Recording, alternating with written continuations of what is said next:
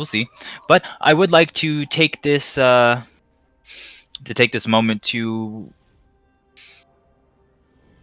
take. Sorry, my mind didn't completely blank. I would like to take this moment to take the All-Star voting, to shout out that. To promote that, because we do have the voting and the registration that's going to be posted at some point today.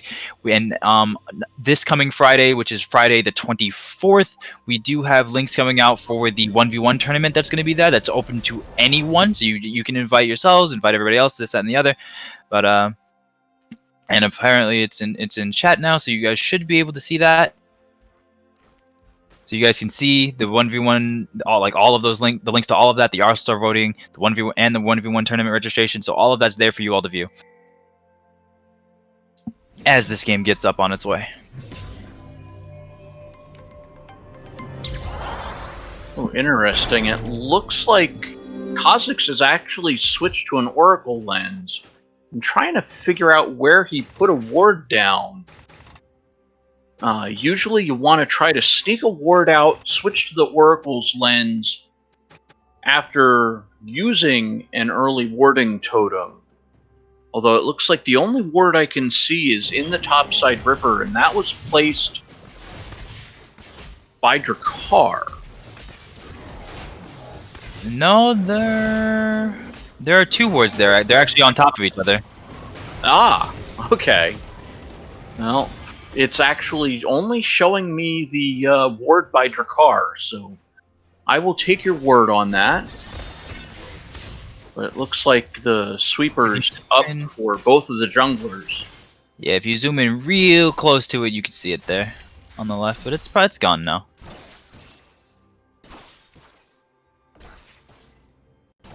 But we do see, as far as like keystones and like summoner spells and masteries and stuff, I didn't go into any of that in the champ select, but we do see the only odd one out, or two odd ones out, being the no Conqueror on the Urgot and or I guess it's just both top laners. Because not only do we not see the Conqueror or Urgot, but we also have Spellbook on Ornn, which is not a usual thing, but it's definitely not uncommon. Ornn likes that extra utility. You can sneak in an extra smite for objective fights later on, and it looks like Joey Disu actually doing some work on Urgot early on. I'm surprised that Lost Fox is actually letting himself get so low.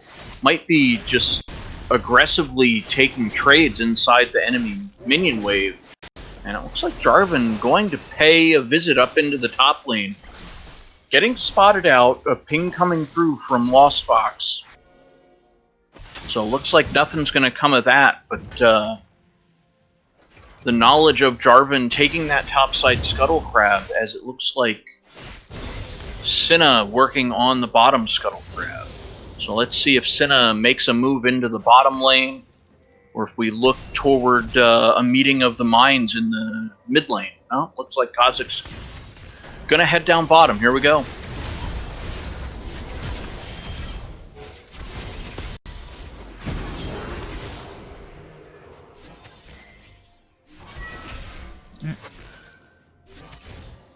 First blood being handed over to Glacial Rising Phoenix. Not quite the gank that I think Senna was looking for.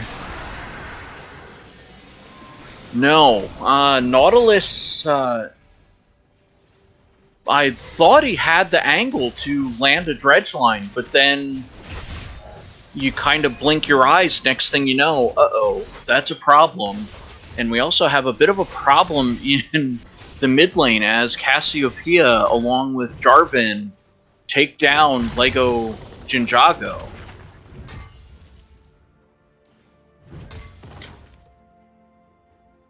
So 2 kills and an early 1,500 or so gold lead going over the side of Glacial Rising Phoenix.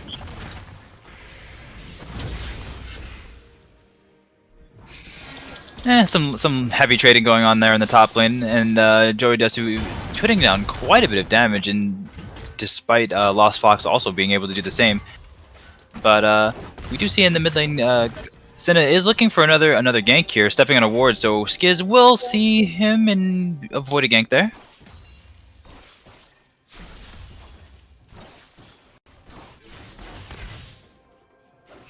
Ooh, clever Kazakhs.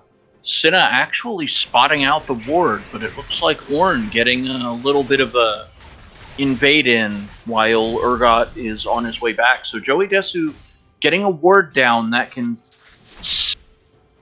I'm not sure if it can see the blue buff, but it can definitely see the Gromp, and it would definitely see Kazakhs on his way in if he's not careful jumping over the wall into the brush where the blue golem is. So Lost Box going to teleport back into the top lane. Ornn going to head back as well, but going to take the long way. Going to save the teleport. Doesn't look like the spellbook's going to get used here for the side of Joey Desu. Which is fine, because it's like, I mean, starting off with the game with a Bramble Vest on your first back is not nothing to scoff at, not to mention saving that spellbook is, because you have one charge of it available, you can switch a summoner spell around now, and opting to not have flash at the moment. But it seems as though Drekker will be trying to take down this dragon uncontested, neither the mid lane nor the bot lane in a position to really walk up and contest him.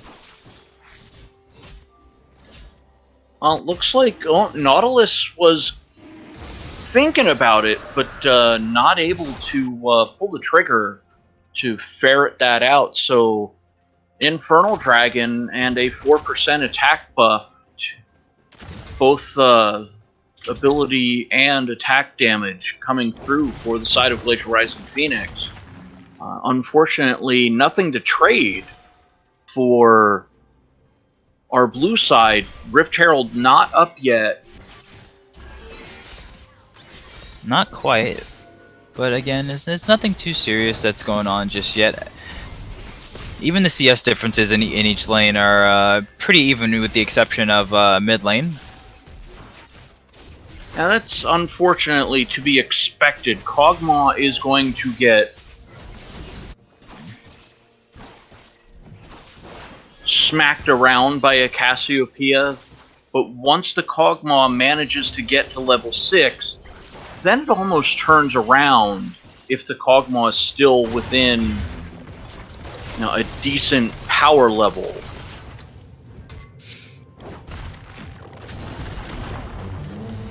Oh. Call of the Forge God coming through for Joey Desu.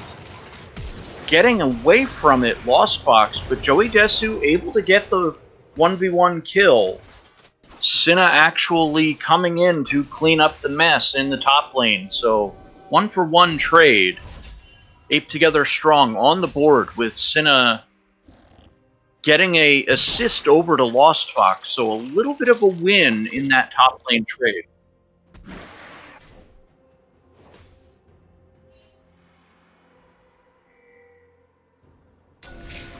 Well, where are you at on the timeline right now? I'm at 8:42. 8:42 is we're about that way in, looking at heading up to the 9-minute mark. 8:50. Mm-hmm.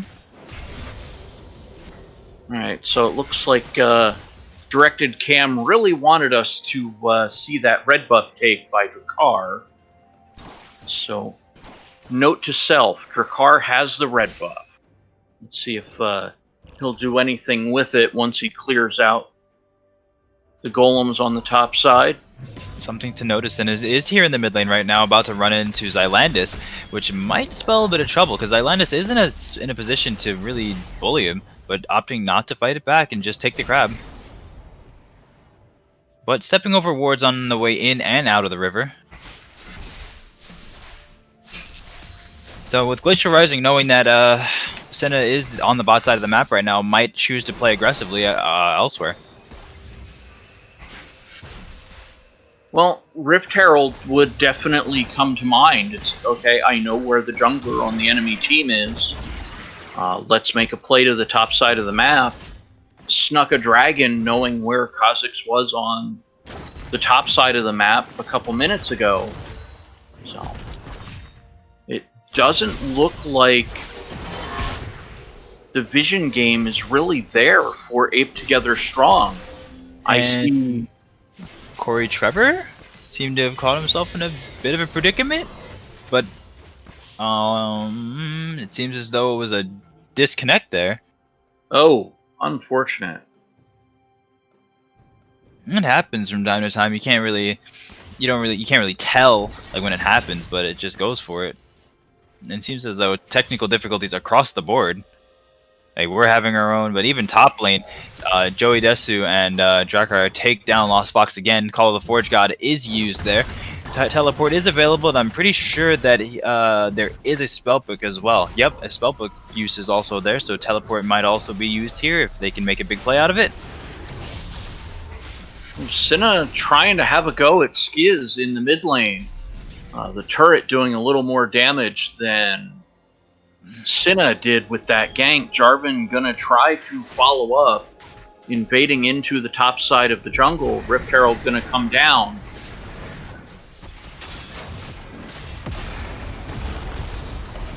And even though the Cataclysm was used full comboed and everything onto Senna's Kha'Zix, there wasn't enough tower shots there to really take down Drakar. No, that was well played by Drakar as well as Skiz. So Senna gonna fall. So we're looking at 6 kills to 1 at this point, and how I thought this game was going to go early on, that's unfortunately getting dumped on its head. We see CS differences starting to develop across the board as well. Ashe down 20 CS, Kog'Maw, well, just down 40. a lot, about 50. Top lane running about even, but Joey Desu still 2 kills, and I believe both were solo kills on Lost Fox. The first one was a solo kill. The second one was an assist by by Drakar there. Right. So it looks like another objective going to the side of Glacial Rising Phoenix as we see the Mountain Drake being taken down. So they have the 4% attack steroid, 6% defensive buff, and ooh, what'd we get? Ay, Ocean Soul. Ooh, not good. Ocean Soul makes it much more difficult to kill people in prolonged fights, but I don't think we'll have a problem in terms of prolonged fights because a lot of what Ape Together Strong wants to do is have these quick fights, but Glacial Rising Phoenix wants them to be dragged out a little bit with the Ornn and the Jarvan being able to soak a lot of damage as well as being kept alive by Karma Shields.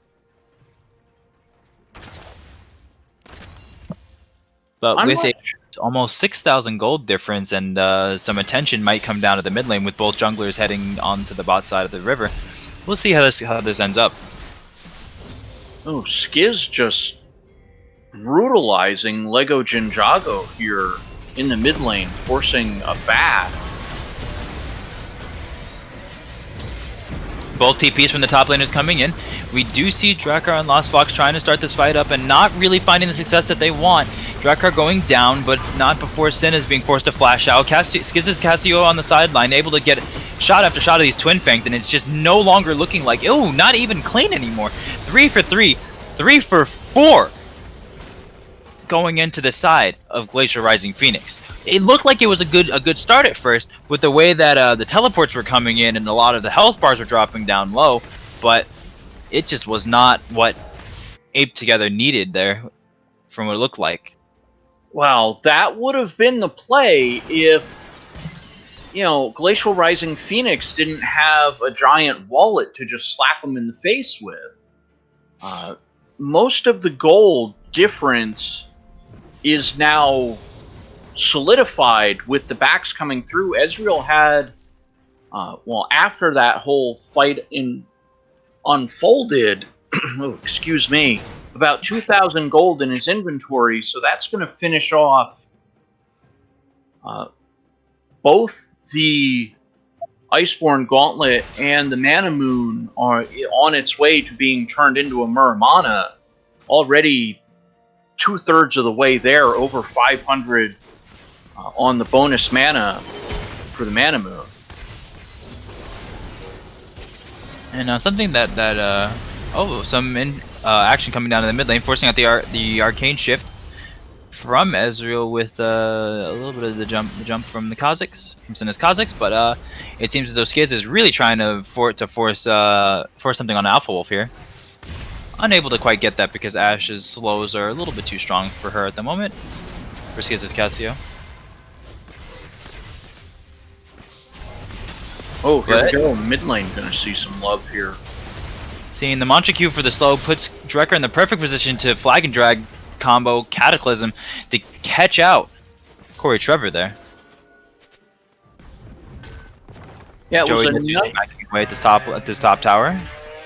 Yeah, it was a nice catch out, but the thing is, the Dragon's down, Rift Herald's down for another 20 seconds. Now, maybe the timing of that play was a little off. The wards have been oppressive early on, and it looks like, oh, Lego Ninjago is getting sniped by Epic Fail Guy. And Joey Desu found himself in quite the predicament there in the top side, but using the Blast Cone easily gets him out of that. But now he's got help coming in from Xylandis and Epic Fail Guy, so it's like now what started as a 1v2 situation is turning into a 2v3 in the favor of Glacial Rising Phoenix, 2v4, and looking towards Rift Herald with complete control of the top side of the map with everyone there. Yeah, so the timing of this play, much better. The Rift Herald spawning in and immediately going to be claimed by Glacial Rising Phoenix, with 2 kills going over to Glacial Rising Phoenix as well. It's a bit of a bonus gift to follow up on the point I was making. I couldn't quite tell what their next play was, but then Joey Desu set it up in the top lane, baiting out Lost Fox, and Cinna as well. So now they get the Rift Herald, and it looks like they're going to claim the 3rd dragon as well. Ocean coming into play, so we'll see how long that lasts. Should see a bit of a contest here, as Ape Together Strong does not want to let this go over. You say that, but Lego Ninjago's not even on the correct side of the map to really contest it, so I guess they're just going to send in Cinna to suicide for it just like that, and pray that they don't get caught out here. Well, so far, hashtag worth. We'll see if the continuation of the fight... No, that's 2 kills now for Glacial Rising Phoenix. The Enchanted Crystal Arrow not enough to keep Drekker away from Alpha Wolf's Ash. Able to still flag and drag and ult onto her. So here comes the Herald. This will be the bottom inner turret. Gonna fall. Should see a charge into the inhibitor turret. No minions around, so not sure if they'll be able to claim the turret itself, but the charge going to knock it down to about 25% health. The inhibitor turret will restore itself over time, but I don't think a significant amount of HP is going to come back onto that turret. The next time we see the turret, it should be still about halfway damaged. And as things go back to normal, we're looking at about 11k gold lead, and it's not looking good at all for Ape. No, they're going to have to just try to find any kind of picks that they can get. But you look at the red side of the map, and I see a couple wards, but they're all red side wards. I've not seen any invasive vision like we've seen from Glacial Rising Phoenix almost the entirety of the game. As we see Joey Desu going out of his way a little bit, it looks like teleporting into the bottom lane. Gonna set something up here. To also mention, the Call of the Forge God coming out, another fight breaking out, catching out Lego Ninjago and Lost Fox here, and those two will promptly be taken down, unable to put down enough damage on the Skiz to really execute him with the Death from Below, or Fear Beyond Deaths, excuse me. And Corey Trevor able to dredge line to get to some terrain might be enough to get him out of there. Dredge line once again available, but cancelled by Joey Desu and will go down to Epic Fail Guy. Ooh, True Shot Barrage is going to finish that one off.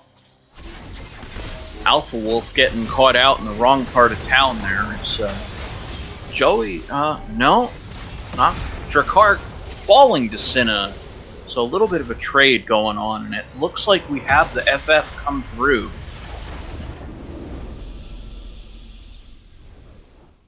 And that's just gonna do it. Very clean cut, clean dry, and like ready. Just a very difficult game for Ape to really come back from after Glacial Rising Phoenix like put the hammer down like early on in those early lane skirmishes in the jungle or with the jungler.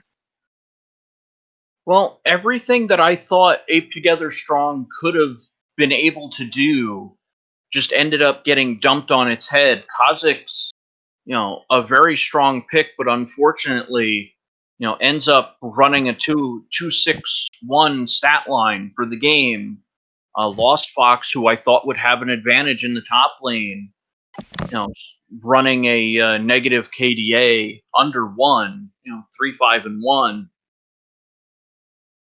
Those were the only kills to come through for Ape Together Strong. Alpha Wolf and Corey Trevor, a combined 0-7. So just a rough day at the office for Ape Together Strong. And it looks like they just said, all right, we've had enough. No point in dragging this out. We're just going to, we're done. Get this game out of sight, out of mind. Hopefully come back tomorrow. If they play tomorrow with a fresh outlook on potentially winning that game.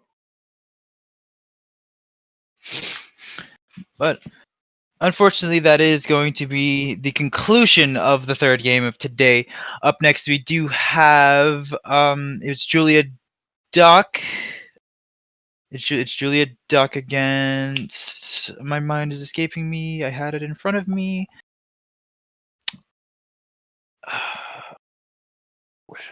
Julia Duck versus NG Blossom. I don't know why my brain exploded. Mental boom is this is what happens when you become a boomer, guys. Don't get old. Oh, No, I've we like to have fun here. embraced it for a long time now. I just know my goldfish brain is a goldfish brain, and that's just the end of it. I refuse. Please. I like to be the way that I am. But just as some party words before we take it to the break is just a reminder one more time about the All-Star event and the 1v1 tournament that is next Friday. The voting is up for today. Those links are once again right there in chat. Thank you so much. We have a wonderful staff here, and I will see you all after the break when NG Blossom takes on Julia Duck. We'll see you then.